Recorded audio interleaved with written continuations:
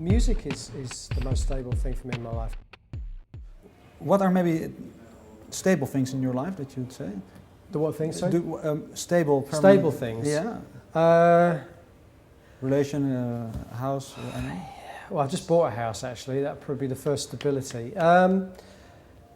My friends, I have some very close friends. Music is the most stable thing for me in my life. I mean, there's music I've loved my whole life and it still sounds as fresh to me as ever. I'm still as passionate about music as I've ever been. I still, still have my family, my friends. Is there maybe, you said in another interview that maybe in 10 years' time, I will not take it too literally, but you will maybe not create music yourself anymore to start helping other people. Would you say maybe, besides that, would maybe movie making or another art form, is there something tempting you maybe to? Well, to I've tried. dig into I've tried. Well, as you can tell, I'm very passionate about movies as well as music. I've tried to get various movie projects off the ground over the years. It's hard. I mean, it's a very hard industry to get into.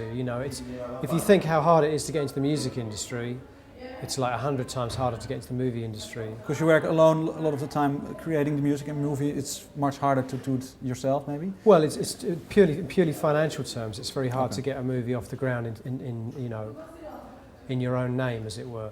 But I'm very lucky. I work with a great Danish filmmaker called Lasse Hoile, who does all the visuals for Porcupine Tree. And we've been able to make a couple of there's a long documentary coming out about the making of my last solo record.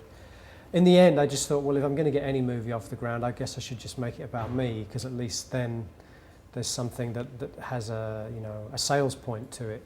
Can you describe your relation with him? Do you admire each other as much as artists? I think so. I think it's a completely empathetic relationship, which is a very rare thing. If you're an artist, I think you're very lucky if you find once or twice in your life someone that you feel completely on the same wavelength with. I can say to Lasse, this is a song I've written, this is what it's about, this is kind of what I had in mind, in purely verbal terms. He'll go away and he'll come back to me with a piece of film and I'll be like, that's exactly it.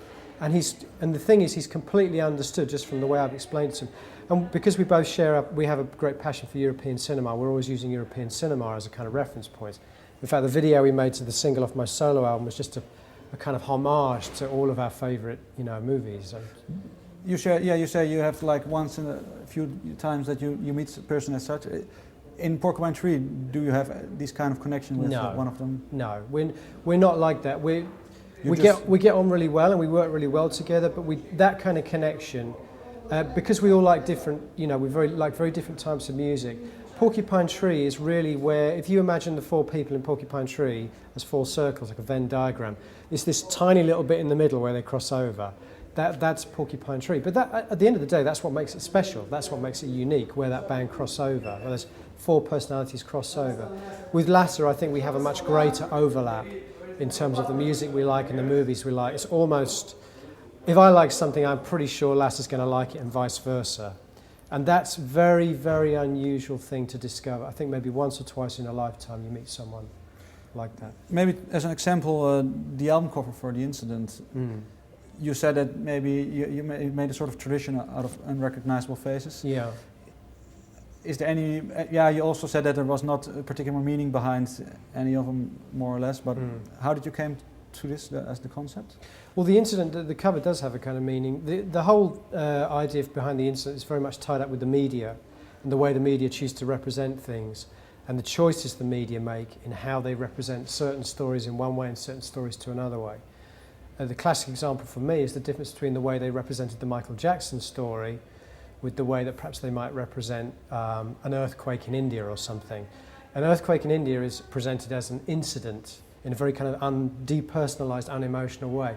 Whereas the Michael Jackson story, when it broke, was we were all expected to feel incredibly emotional, incredibly passionate about a guy, it was sad, I don't want to be callous, but he hadn't made a decent record in 20 years.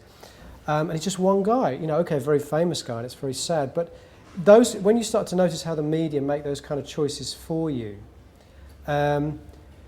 it becomes very interesting, and The Incident became really about that for me primarily.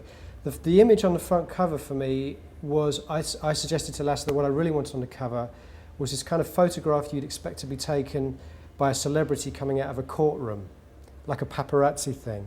There's a very famous Mick Jagger picture from the late 60s where he's coming out of a court case and I wanted that kind of very different in a way to the previous Porcupine Tree covers, which have always been quite posed and stylised.